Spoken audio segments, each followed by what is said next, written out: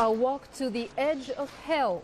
The enormity of the World Trade Center disaster overwhelms rescue workers and relatives of the missing. We're looking at those terrorist organizations who have the kind of capacity that would have been necessary to conduct the attack that we saw on the 11th. We haven't yet publicly identified the organization we believe was responsible. But when you look at the list of candidates, one resides in that region. The United States narrows the list of suspects and seeks international support for retaliation. We continue CNN's extensive coverage of America Under Attack. Hello, I'm Relitza Vasilova. And I'm Jonathan Mann. In a few hours, a new dawn will rise in the United States on a national day of mourning declared by President George W. Bush.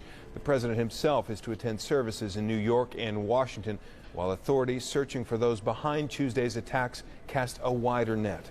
At least 8 people were arrested at New York City's 2 major airports Thursday. They were taken into custody for immigration issues and for carrying false documents, including, in one case, a fake pilot's license. Authorities say 4 of the men had been challenged by airport officials before on Tuesday, the day hijackers commandeered and crashed 4 airliners. Now all are being questioned by FBI members of the Joint Terrorism Task Force. Meanwhile, the investigation has branched out overseas. U.S. and Philippine authorities staging a joint raid on a hotel outside the American embassy in Manila. Philippine President Gloria Macapagal Arroyo said the raid was connected to the attacks in the U.S., but gave no details. Meanwhile, firefighters at the Pentagon had their hands full when a new fire flared briefly Thursday night. The fire was put out, and investigators resumed their search for the data recorders from the plane that plowed into the Pentagon Tuesday. On Thursday, search crews did recover the flight data recorder from the 4th crashed airliner, the Boeing 757, that went down in eastern Pennsylvania. And in New York, emergency workers sift through the tomb of twisted steel and concrete that was once the World Trade Center. New York Mayor Rudy Giuliani says the latest estimate of those missing now tops 4,700. No survivors were found Thursday, as workers struggle to recover bodies. Loved ones gather near the scene of the tragedy and at hospitals, anxious for any word of those lost. Let's go now to New York, where CNN's Garrick Utley is keeping track of all the developments in this story. Hello, Garrick. Good morning from New York, Relitza, and the thing we're tracking right now is the weather. Even here in our studio, we can hear thunder outside. There's been a lightning and thunderstorm moving through, and the impact of that on the city has been down there in lower Manhattan. You see the lights on the smoke, which is still rising from where the World Trade Center was. And that has, for the moment, interrupted the rescue operations. The workers, though, are certainly not going home. They're hanging in there. And when this storm passes through, they will continue their rescue operations. Of course, quite aside from the search and rescue down there, although we've put rescue in quotation marks because as of today, during the day, no survivors were recovered. There is the question of what happens now. That brings us to Osama bin Laden, the believed radical leader of the terrorist movement. And Secretary Powell said today that he is the top of the list, most wanted man in the world right now.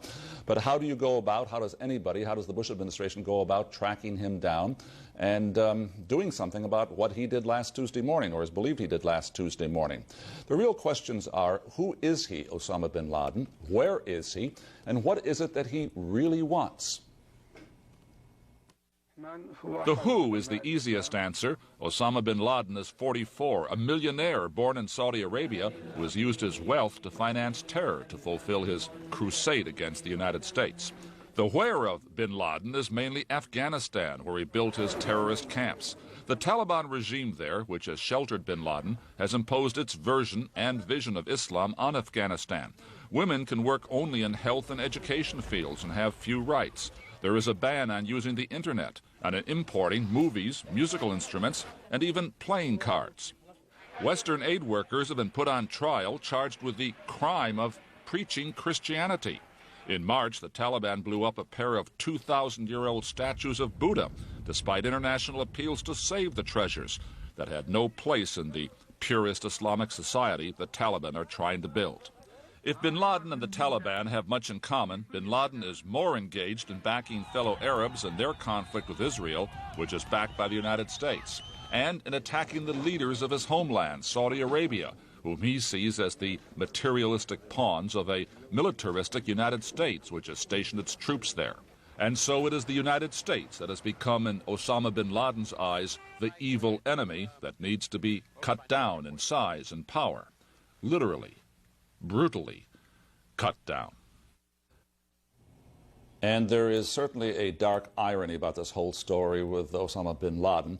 The fact is that several years ago in the past, the United States played a role in helping make him what he is. Not a radical terrorist, certainly, but bringing him to the power and the stature he has among the radical Arab movement and Muslim movement, simply because of the conflict in Afghanistan, when at that time he was serving the purpose against the Soviet occupation of Afghanistan, and he and bin Laden and many of his allies were supported by the West in their efforts against the Soviets. Well, now times have changed, the tables have turned, and one of the results is what we saw here last Tuesday.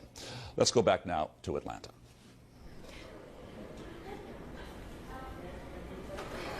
Garrick, just one question. What do New Yorkers want their government to do about this? What do they want the government to do? Well, what do most Americans? I don't think we can really distinguish between New Yorkers and the mood across the country. They want the person who was behind this attack, or persons, plural, to be brought to justice. How do you define justice? Well, maybe you can arrest the guy, you bring him before a court. We've had those trials here, right here in New York City, against radicals who have carried out terrorist attacks, the bombing against the World Trade Center in 1993.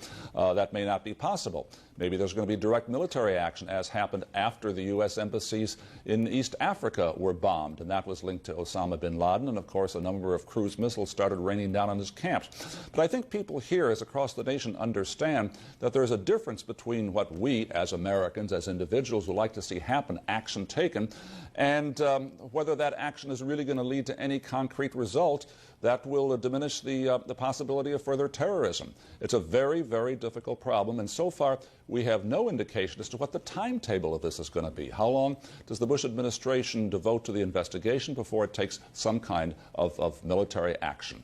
That's really the question that's hanging in the air, and we don't know whether we're talking about weeks or even months. And right now, we don't even know really how long the patience of the American public opinion is going to hold out on this. This is something that George Bush has to balance and weigh very carefully. Ralitza? Garrick, thank you. John? U.S. Defense Secretary Donald Rumsfeld is definitive in what he believes needs to be done. Speaking on CNN's Larry King Live, Rumsfeld said maintaining the U.S. way of life in the aftermath of the attacks will require a war. Quoting here, a major, long-range, broad-based, sustained effort. I don't think of it as retaliation. I don't think of it as punishment. I think of it as self-defense. The United States of America has every right to defend itself, and that is what it is about. It is consciously saying that countries and entities and people who actively oppose the United States and damage our interests by acts of violence, acts of war, are our enemies, and they are people and organizations and entities and states that we have every right to defend ourselves against. President Bush has not yet said how he intends to respond to Tuesday's attacks. For now, he is considering a request from Rumsfeld to call several thousand members of the reserves to active duty in the next few days. The last call-up was in January of 1991 for the Gulf War. John King reports the president is not taking any of the decisions before him lightly. The president choked up as he discussed the enormity of the challenge ahead. I think about the families, the children.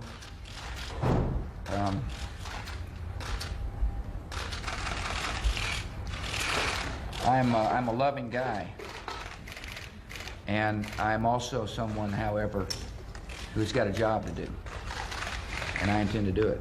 2 days after the attacks, discussions with top security advisors include talk of retaliatory strikes, followed by a sustained international diplomatic and financial crackdown against suspected terrorists and their supporters. Now's an opportunity to do generations a favor by coming together and whipping terrorism hunting it down, finding it, and holding them accountable. The nation must understand this is now the focus of my administration. Sources say military planners are discussing options for retaliating against the lead suspect, Saudi terrorist Osama bin Laden. But one senior official said the administration was waiting to act because, quote, there might be not one but multiple organizations involved in this. Another served notice that when the administration does act, it will not be a one-time affair. You don't do it with just a single military strike, no matter how dramatic. You don't do it with just military forces alone. You do it with the full resources of the U.S. government. It will be a campaign, not a single action. The President and First Lady took time to visit some of those injured in the attack on the Pentagon. And Mr. Bush called Governor George Pataki and Mayor Rudy Giuliani to announce he will travel to New York on Friday to get a first-hand look at the worst of the devastation. But this interfered with the White House effort to project a reassuring image. The security perimeter around the White House suddenly expanded because of new concerns of a terrorist attack. Vice President Cheney left the White House and was rushed to the Camp David presidential retreat so that he and the president would not be at the same location. These new and ever-changing security precautions at the White House are the downside of what one of the president's closest advisors called an event that has transformed the country and what Mr. Bush himself labels the first war of the 21st century. John King, CNN, the White House. For more on the president's reaction, we go now to White House correspondent Major Garrett. Major? John, we have some news to bring you about the deal struck between the White House and congressional negotiators early this morning over a $40 billion supplemental spending bill to assist the efforts in New York and Virginia to recover and clean up after the terrorist attacks in both places. $40 billion is twice what the White House had requested from Congress, a clear sign of bipartisan support. $10 billion of that will be able to be released by the president immediately to aid those recovery and cleanup efforts. Another $10 billion can be released with 15 days notice given to Congress, and $20 billion is being set aside in what congressional negotiators call a reserve fund that the Congress will obligate after being told to do so or asked to do so by the president. So $40 billion, a deal reached early this morning between the White House and members of Congress. Late Thursday on Larry King Live, House Speaker Dennis Hastert said that the Congress, Republican and Democrat, would unite behind the president, provide him resources not only to deal with recovery and cleanup, but also to draft and approve a resolution authorizing the use of force against any terrorist cells or organizations thought to have been responsible for the attacks on Tuesday. President Bush himself spent time on Thursday, dealing with the after effects of the Tuesday attacks, visiting those who are recovering at the George Washington Hospital Center and providing whatever comfort and aid he could to those recovering there at the hospital. Also, he spoke by telephone, as John King pointed out, with the governor of New York, Republican Governor George Pataki, and the mayor of New York City, Rudolph Giuliani. The president will fly to New York City later on today, Friday, to survey the damage from the air and also to go to the ground and see it up close. Before he does that, he will attend what is being described as a national prayer service on a National Day of Remembrance, the National Cathedral in Washington. Both efforts designed to bring the president to New York to thank and to shake the hands and give his support to those thousands of New York police and firefighters working in the recovery effort tirelessly, and also to lead the nation in a day of remembrance and a day of prayer. Jonathan? Major, so the president will be traveling again. Let me ask you about his travels on Tuesday.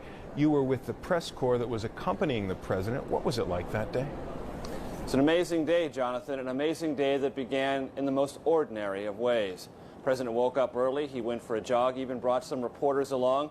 The president likes to jog. He runs at a pretty quick pace, about 7 minutes, 15 seconds per mile. He ran 3 miles, came back very rested, very fit, feeling very good. He even joked with reporters about how good it was to start the morning with a brisk and refreshing jog. Then we were all taken to Emma E. Booker Elementary School in Sarasota, where the president was going to begin reading a book to some of the students arrayed around him. Then he was going to make some remarks about education reform, the top domestic agenda item.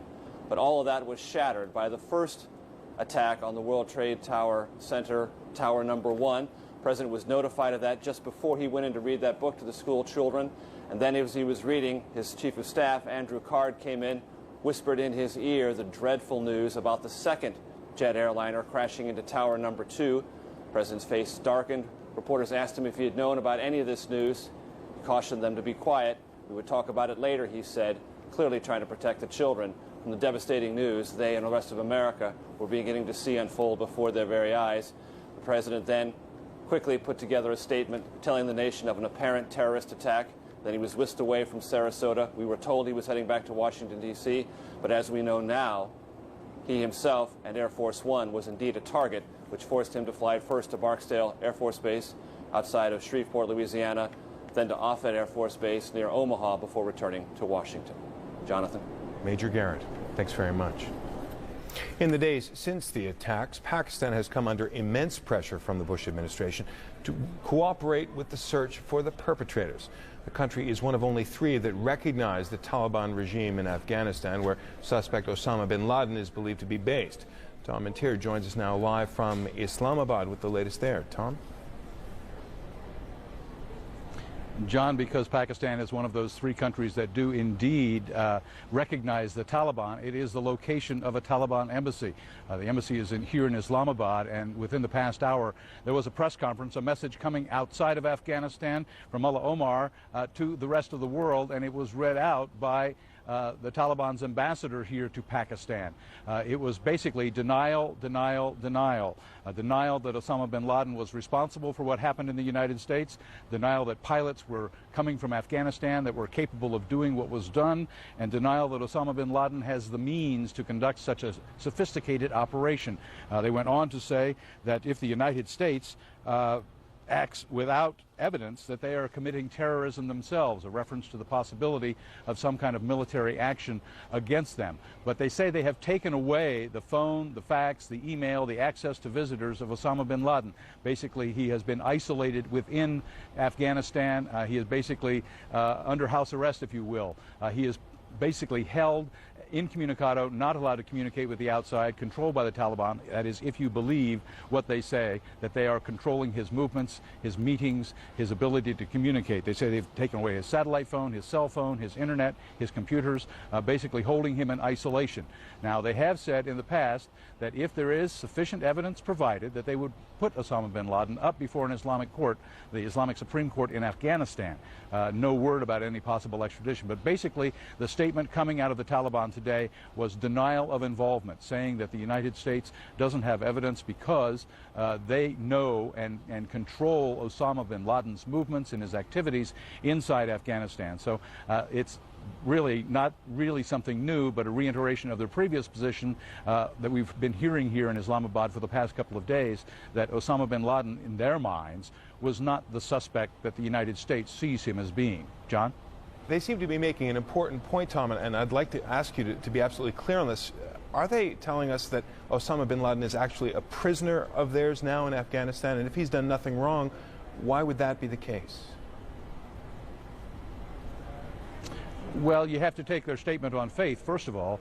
They don't use the word prisoner, they don't use the word house arrest, but when you take away people's ability to communicate, to move around freely, to have visitors, and control all of that access, you can translate that to a prisoner or house arrest or whatever you want to call it. But in fact, they have been controlling for some time now the access in to meet with him, the ability for him to communicate, the ability for communications to come in. Now, in this statement from Mullah Omar, they also said that they don't have the facilities to train pilots in Afghanistan. There's no ability to do that. The pilots, they say, did not come from Afghanistan, so they don't have any evidence, according to the Taliban, that the United States can pinpoint and direct the investigation towards Osama bin Laden. They say that his reputation is what they're really taking into account here, not the acts that were committed. Jonathan? Tom Mantier, thanks very much. Relitza. A 3-minute silence will be held across Europe Friday. That's scheduled to begin in just about 3 hours from now. Britain has already said that as many as 100 of its citizens may have perished in the World Trade Center. Germany and Ireland are also reporting losses. European political editor Robin Oakley joins us now from London with more on how events in the U.S. are being viewed internationally. Robin. Ralitza, there's been a huge outpouring of grief and sympathy across Europe. And first of all, it is at the most basic of human levels. I went down yesterday to Grosvenor Square, where in front of the US Embassy, beneath the statue of Theodore Roosevelt, people have been pouring in to offer bouquets of flowers. They've put down dollar bills. There are candles burning, baseball caps. There was a picture of Brooklyn Bridge, all sorts of mementos in a huge outpouring of public sympathy. But that's been reflected too on a much more formal level. At Buckingham Palace yesterday, the Queen specially ordered that for the first time ever, the honoured ceremony of the changing of the guard should be altered, with the American national anthem being played before God Save the Queen. And today, the British Parliament is having an emergency session with a statement from Tony Blair, who's promised to stand shoulder to shoulder with the US. And it's the same across Europe. There have been church services in many capitals across Europe. There has been a vigil in Moscow at the Frankfurt Motor Show. There was a 5-minute silence there. And all this outpouring of public sympathy is being reflected in very strong language of solidarity from the politicians.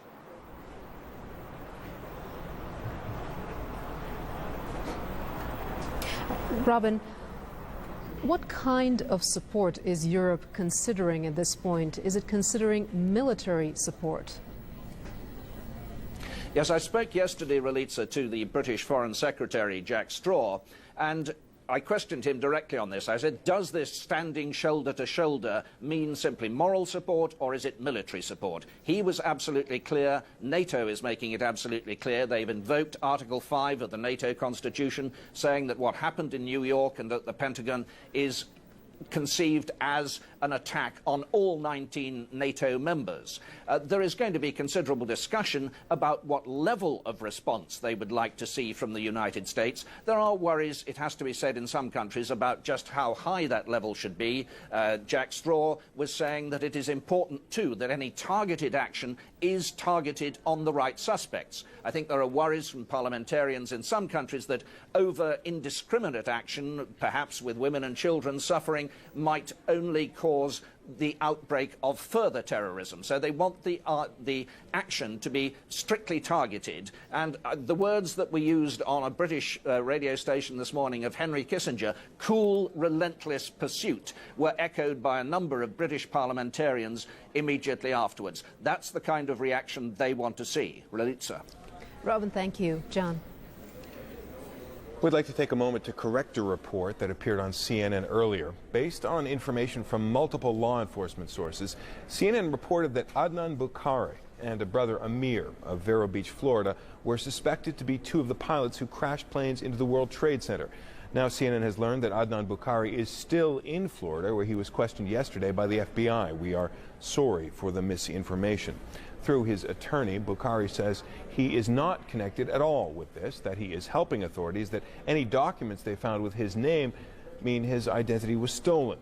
He says Amir Bukhari, who he says is not his brother, died in a small plane crash last year.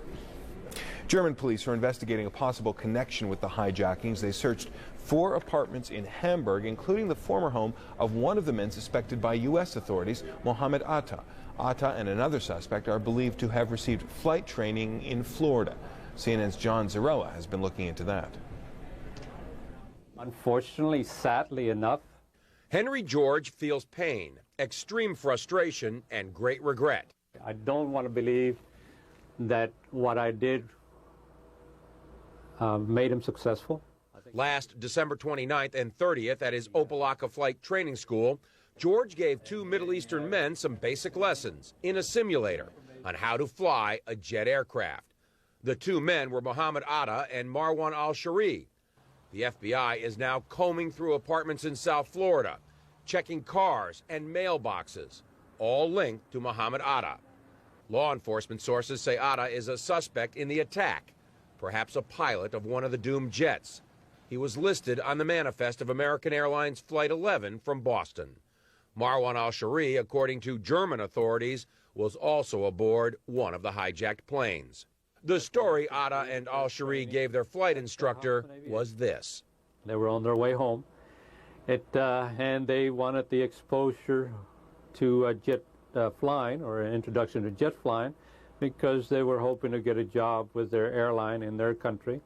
George says they mentioned Egypt a couple of times, but generally during the 2 days, they didn't have much to say.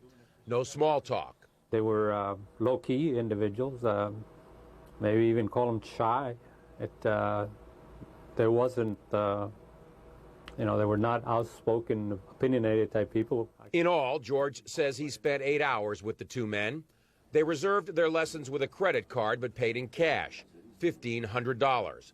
George says he wishes something about them had been suspicious. He was using his own name. They provide you with credit card numbers. There was nothing that you would make you suspect that this individual was anything but above board. George says they were just a couple of student pilots, and there was nothing special about their abilities. What I can recollect from my memory is that we mostly did turns in a couple of approaches. I don't think we did any more than that. What they didn't do, George says, was practice how to land. John Zarella, CNN, Miami. Some airports across the United States have reopened for business, but passengers are facing some tougher security measures. Now, no knives are allowed, including plastic ones. No curbside or off-airport check-in. Only ticketed passengers are allowed past metal detectors. Also, security personnel have to meet higher standards, and more federal marshals will be on hand at large airports. Just after the attacks, many international flights scheduled to land in the U.S. were diverted to Canada. Most of those have now been allowed to fly to their original destinations. As Chris Burns reports, the first one arrived to emotional scenes at Los Angeles Airport. Sighs and cries of relief that loved ones on an Alitalia flight from Milan to Los Angeles during the terror attacks weren't hijacked themselves. They were diverted to Calgary, Canada. Nunzia Bologna stayed calm, but her sister on the ground was terrified. But we was scared when we heard the news. So thank you, God, everything is okay now. The plane finally made it to Los Angeles International Airport Thursday, the first passenger flight here since the terror attacks. On Tuesday's flight, the passengers only knew they were being diverted until one of them called an operator on her cell phone. Her parents didn't know she switched to a direct flight from a stopover in New York. They were more hysterical because they didn't hear anything until 2 o'clock in the afternoon and they thought I was dead. Passengers say the final trip home from Canada started about midnight. Hours waiting to take off after lining up for hours of searches. Through the handbags, and they were like every small things they were questioning, and they were looking for some weapons, I guess. Squeezing out toothpaste tubes, things like everything, even cameras, even everything with battery operated. And it ended here about 12 hours later, an ordeal for thousands of passengers on countless diverted flights. Passengers at least grateful they're getting home safely. Chris Burns, CNN, Los Angeles. That is, many families in New York City were still looking for their loved ones. Elizabeth Cohen has been speaking to some of them. I haven't seen the American karma come together like this since the Vietnam War. Everybody feels the same way. Everybody has anger, but everybody has compassion. There is no script for what to say, and there's no script for how to feel. My father was a window washer on Tower 2, the observation deck. He worked the rig outside. He last called us at 9:15 a.m. from the 105th floor, where he said there was 200 to 300 people just on that floor waiting for them to be told to head down. He said, don't panic to my mom. He said, don't get upset. Tell my kids I'm going to be okay, not to worry about it. I'm in God's hands. Sadie called at about 5 minutes after 9. She said, oh God, please save me. She said she's trapped on the 106th floor. She was screaming that she can't get out. She's trapped, she can't get out. So she was yelling. She said, now, I don't know what to do. I'm coughing. The heat is coming. Please, I'm coming. I need water, I need water. And the phone dropped. We have checked the whole list in the armory over there. She's not on the dead list. She's not on the list on the hospital, so we are hoping for the best. She was on the 93rd floor of the second Trade Center. We talked to her last after the first crash, and she called everyone to tell everybody that she was okay. And so we haven't heard anything since then, but we know she's there. So we're just, getting her face out there so everyone can find her. And we covered all the hospitals and have her on the missing persons, and everyone's here to support us, so it's great. So you just have to find her. We know we will. Tell us what happened over there, and if anybody got out, and if anyone made it, please call us. We're looking for her. I'm looking for my son, Sal. He left home that morning, and he hasn't called back since then. We're desperate. Everyone's desperate for information. Our website, CNN.com, is launching an effort to help locate people who are missing in New York City. If you have a picture of a missing friend or relative, go to our website and follow the instructions there to send us the picture along with a contact number. For those of you just joining us here, the latest development in the aftermath of the attacks. At least 8 people have been arrested at New York's Kennedy and LaGuardia airports as part of a security clampdown. Authorities say 4 of those taken into custody were seen at one of the airports on Tuesday, the same day as the attacks. Those detained are being held for carrying fake documentation and immigration issues. Authorities say one man was carrying a forged pilot's license. A nighttime thunderstorm in New York has added to the difficulties facing emergency crews searching the ruins of the World Trade Center. Authorities estimate more than 4,700 people are missing. Relatives have been queuing to register details of loved ones at a makeshift morgue. President Bush will visit the scene Friday to comfort relatives and thank rescue workers. And in another development, the White House and Congress have agreed on a $40 billion emergency aid package for New York and Virginia, where the Pentagon is located. Officials say up to 50,000 National Reserve troops could be called up to assist with the response to the attacks. Meanwhile, U.S. Defense Secretary Donald Rumsfeld told CNN's Larry King live on Thursday that sustaining America's way of life in the wake of the attacks will require, quote, a war, a major, long-range, broad-based, sustained effort. And for more now on how the Pentagon is responding, we're joined live by CNN's Mark Potter at the Defense Department. Mark. Hello, Walitza. Well, Pentagon officials say a decision has not been made yet, but President Bush is considering activating as many as 50,000 military reservists. We're told that they would be made available for the disaster recovery efforts. They would also be there to assist National Guard pilots who have already been put on standby or who have been flying combat air patrols. A Pentagon official cautions that this should not be seen by American citizens as a sign that a U.S. military response to the terrorist attacks is imminent. At a news briefing today, the Deputy Secretary of Defense said that when the U.S. does respond, it will be widespread and long-term. I think one thing is clear is that you don't do it with just a single military strike, no matter how dramatic. You don't do it with just military forces alone. You do it with the full resources of the U.S. government. It will be a campaign, not a single action. And we're going to keep after these people and the people who support them until this stops. Now, here in Washington, D.C. today, fighter jets could be seen flying past the U.S. Capitol and other national landmarks. The Defense Secretary, Donald Rumsfeld, said that combat air patrols are still being flown in the area between New York City and Washington, D.C. He also said fighter pilots are on a 15-minute strike alert at 26 bases around the country.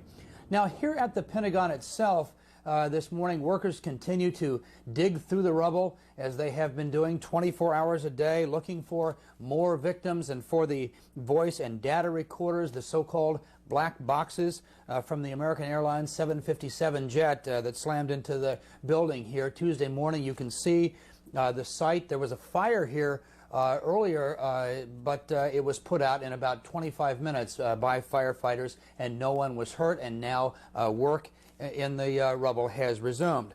The county fire chief said earlier that officials heard what they believe were pinging sounds emitted by one of the black boxes, but so far there have been no reports that any of the boxes has been found.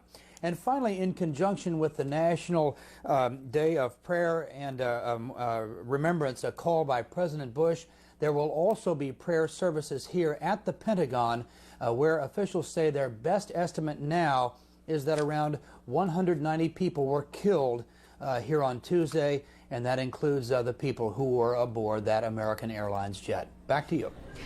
Mark, if the Pentagon says that a military response is not imminent, what is the emphasis on at this point? Is it intelligence? Yeah, it seems to be on intelligence, getting it right, knowing who to attack, laying the groundwork for that, and then planning the attack itself. We are told this is going to be a broad-based, multifaceted, long-term effort, not just one single attack like we have seen in the past, and again, no signs now that it is something that's going to happen right away. Back to you. Mark, thank you. John. If and when the U.S. does launch a retaliatory strike, military analysts say it's likely that Turkey would play a key role in the operation. Jane Arraf talked with Turkey's Prime Minister about support for the United States. This is one of the biggest U.S. air bases in the region. On Turkish territory leased by the U.S., it is, Turkish military sources here say, gearing up for a possible military strike. They say in the past 2 days, the U.S. has sent in more personnel, adding to the 7,000 troops it already has in southeastern Turkey. Movements in the town surrounding the base have been restricted.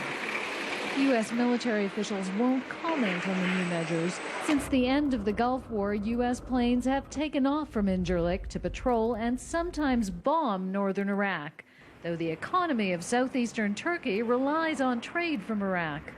Also neighbor to Iran and Syria, Muslim Turkey is making clear its loyalties lie with the U.S. I don't specify any country in our struggle against terrorism, and we will certainly support fully the Article 5 of NATO. That article, invoked by NATO for the first time, treats the attack on the United States as an attack on all NATO members. Turkey's prime minister says that means Turkey would allow Incirlik to be used to strike whoever was behind the U.S. attack. There was military and emotional support here, as throughout Ankara Thursday, the Turkish Star and Crescent, the symbol of Islam, flew at half-staff alongside the Stars and Stripes in mourning for the dead.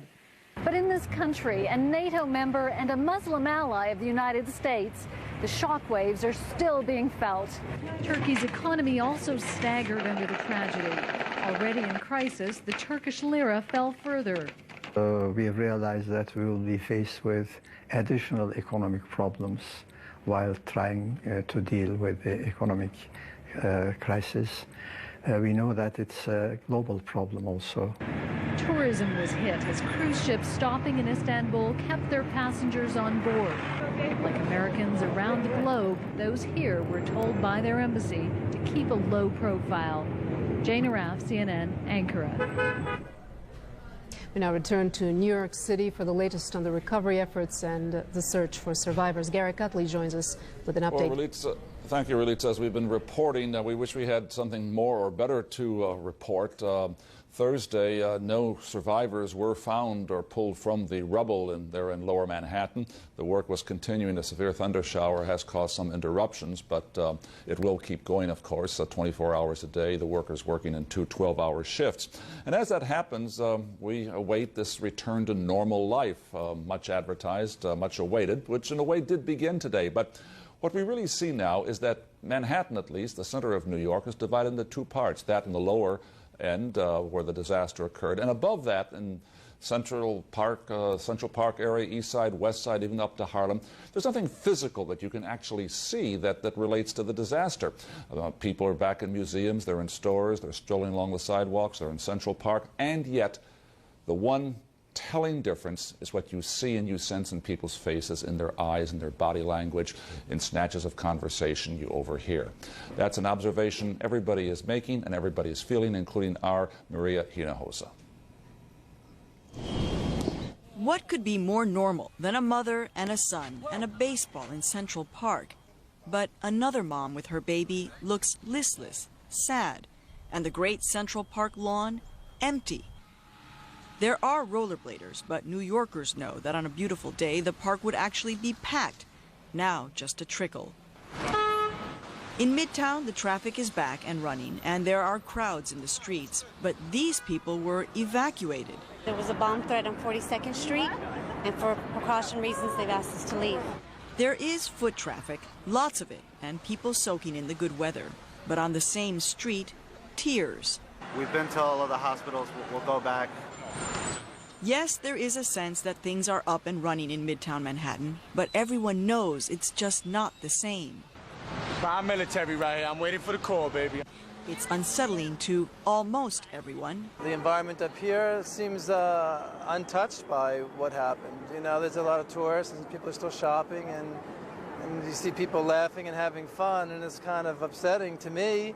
Yes, people are shopping again, but the big seller, photos of the towers. New York will not be the same without those towers. They will not be the same.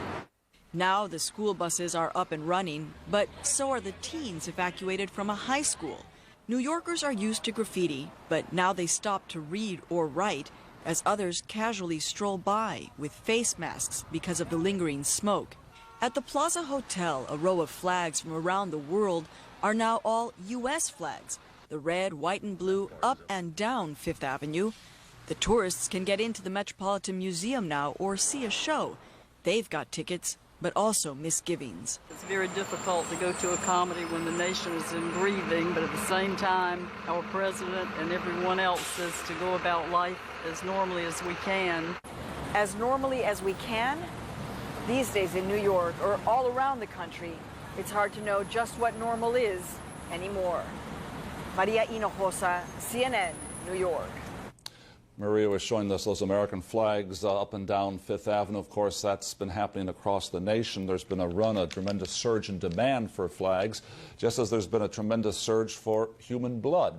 And, of course, one of the things we've noticed these past couple of days is how the blood has been given in greater quantities than ever, and those flags have been displayed in greater quantities than ever. Relitza, back to you. Garrick, this has been a day of false hopes dashed. We started the day with this good news that 5 firefighters had been rescued. It turned out not to be the case. Describe to us the emotions of this day. Well, the emotions are mixed, as we saw in Maria Hinojosa's report right there. We're trying to get back to a normal rhythm of life, but you simply can't do it. There was that one couple, for example, she interviewed on the sidewalk.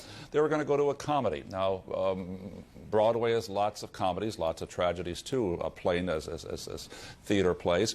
And you probably ordered those tickets a long time ago. You've been looking forward to this great occasion. Tonight's the night. It's there. What do? Not go? No, you go. How do you laugh? Can you laugh?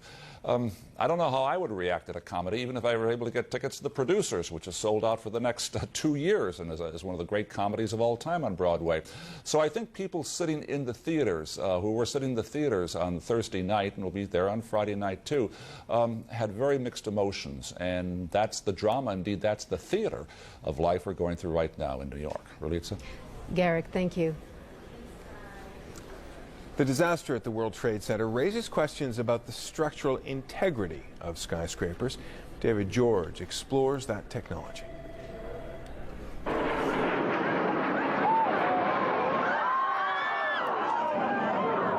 It was the attack that was never supposed to happen.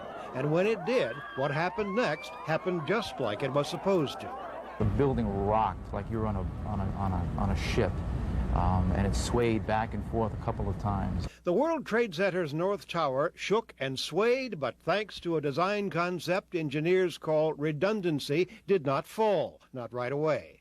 If the load carrying capability is disturbed or destroyed in one area, within reason, it should be able to, the structure should be able to transfer the load from that point and carry it down to the foundation using a different path. That's what happened at the World Trade Center.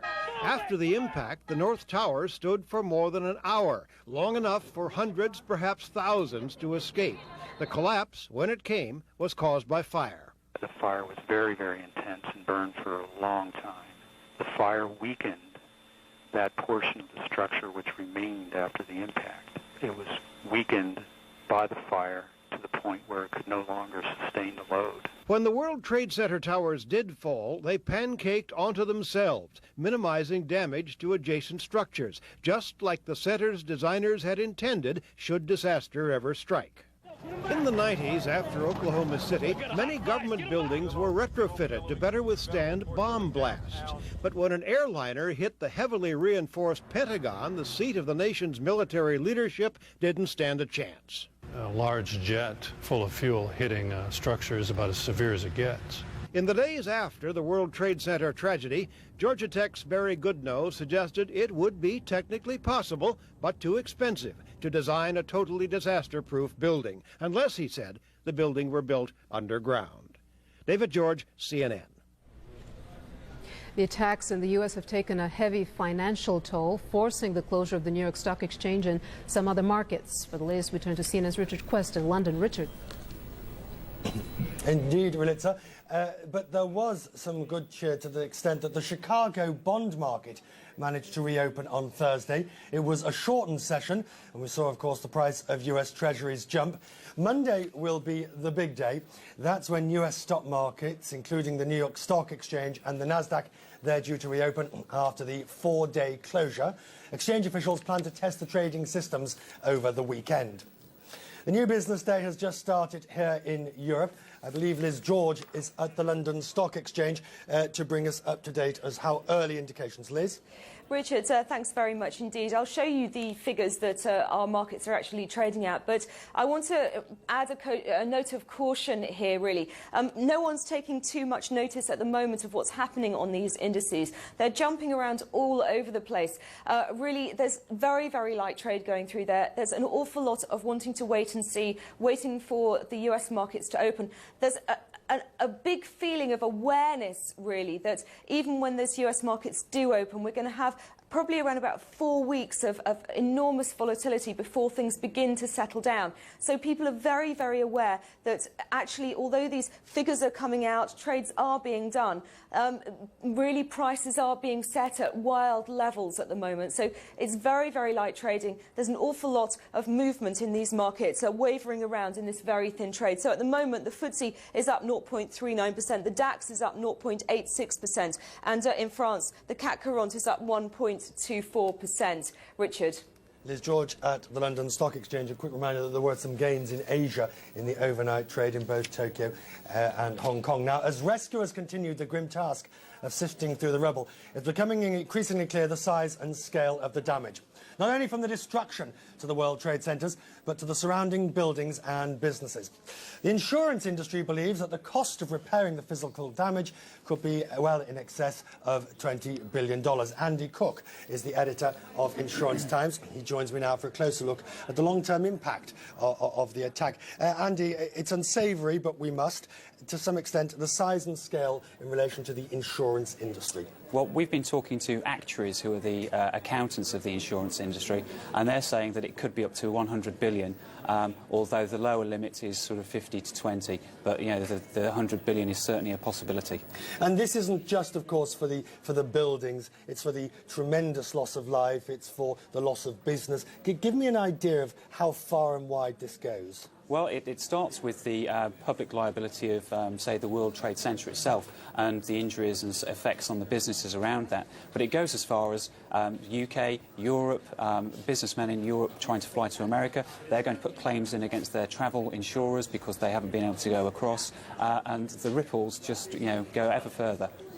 At the end of the day, when blame is finally laid, and besides the blame, I mean, besides the terrorists who committed the act, we're talking about where the insurance blame lies, it's possible that this will all end up with either the airlines, the airports, or the security companies. Is that right? That's right. The chain of events will be that the companies within, say, the World Trade Center will claim against the World Trade Center itself. The World Trade Center may then claim against the airlines, and the airlines then after may claim against the airports for letting the hijackers onto the planes.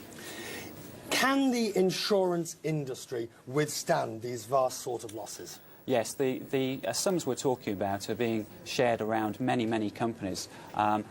The sort of structure of it is that you have an insurer, and underneath that, the insurer then gets its policies reinsured, and the reinsurers themselves get reinsured. So we're actually talking about lots and lots of companies sharing small packets of costs. In London, Lloyd's of London rang the Luton bell, which of course is rung at times of great tragedy. This is often thought of as the centre of the insurance world, but also Zurich as well. The European companies there will bear a lot of the financial loss. Some of the biggest companies to take a loss in this will be from Central Europe. People like Zurich Re, Swiss Re, Munich Re. They're the companies that underpin the whole industry. Andy Cook, many thanks indeed. That's the way the business world looks for the moment. From London, Relitza is in Atlanta for the rest of the news. Relitza. Richard, thank you. Looking ahead, Friday is an official day of mourning in the United States and Europe. President Bush is planning to visit New York for a first-hand look at the devastation. The FBI is questioning 8 people arrested at New York's 2 major airports in a security crackdown. Sources say 4 of them also were challenged at one of the airports on the day of the attacks. Thursday, they were taken into custody for carrying fake documentation, including one suspect carrying a phony pilot's license. What happened on Tuesday has brought about acts of extraordinary kindness from Main Street to Wall Street. GE, Cisco, Microsoft, and AT&T are just a few of the giant names that have pledged millions of dollars to the rescue operations. It's all part of an effort that's seen business, big and small, play its part. Susan Lisovich has more. New York's financial district remains shut down, but they are already back in business on this ping pong table 2 miles north. Employees of the consulting firm Cassina can't get to their lower Manhattan offices because the area is sealed off, but they're working in a makeshift office donated by a local business. Obviously, finding space is amazing. 2 days later, we have a new phone number and some space to get back and continue doing what we need to do. The Silicon Alley Reporter is offering 14,000 square Midtown office space free to businesses left homeless by Tuesday's terrorist attack. Another firm, Bluefly.com, is donating 9,000 square feet of space. Domino's Pizza offered to send pizzas up for the new tenants, and we've had people who have volunteered engineering services and computer services and furniture rentals. So it's been pretty surprising, and we're obviously grateful for the response that's followed on from this. We can give you any amount of voicemail. Okay. Oh, really? Yeah. The CEO of the Silicon Alley Reporter says it is the right thing to do. We have to realize that one of the reasons that people did this was to screw up our economy. It wasn't just to psychologically scar us, to kill people. They want to shut down the economy. And these companies, mid-sized companies, small-sized companies, are the bulk of our economy. And they're going to go out of business, and people are going to lose their jobs. For those helping out in this time of crisis, it is goodwill and good business. Susan Lisovich, CNN Financial News, New York. 30 years ago, building the Twin Towers of the World Trade Center was a proud achievement for thousands of workers. Taking it apart, piece by shattered piece, is a sad affair. But as correspondent John Voss and photographer Tim Wall discovered, hard work is hard work.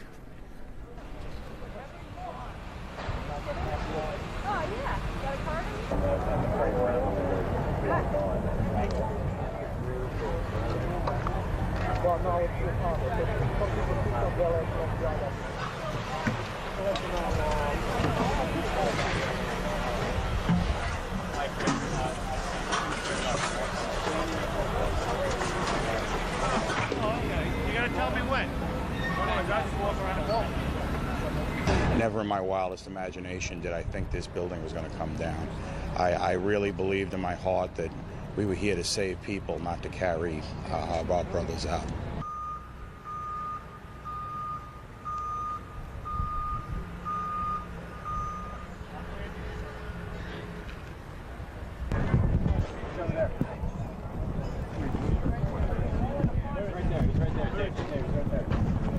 I mean, I worked on 7 World Trade. I was one of the engineers when we built it.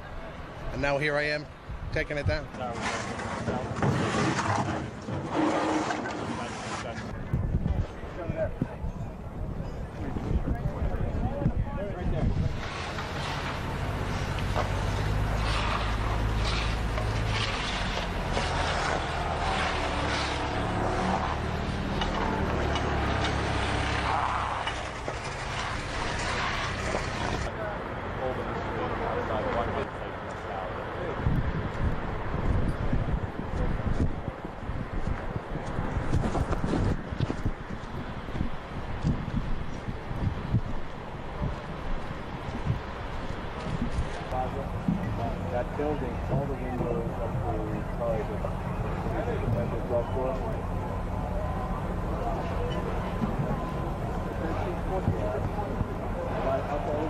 mark on the front of it in red spray paint.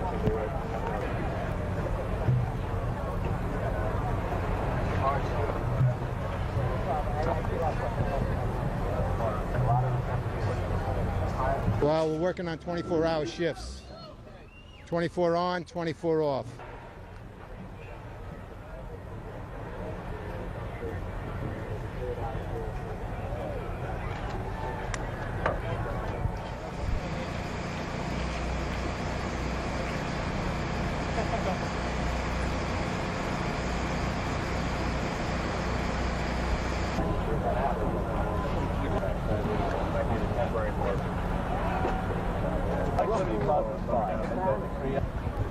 Used to have a lot of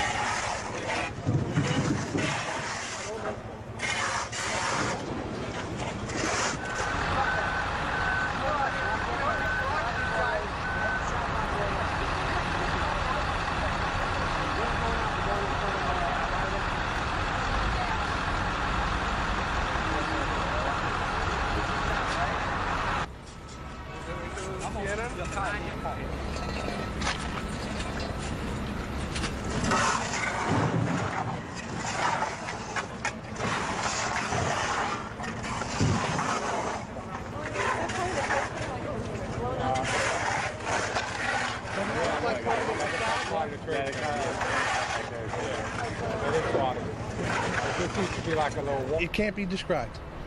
It can't be described. It can't be. It's just, it's unbelievable.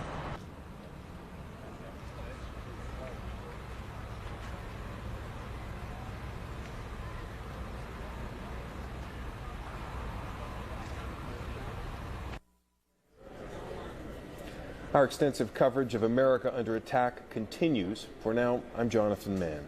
And I'm Relitza Vasilova. We leave you now with the latest pictures that we received on the remarkable devastation and the extent of the devastation in Manhattan. These pictures shot by a structural engineer.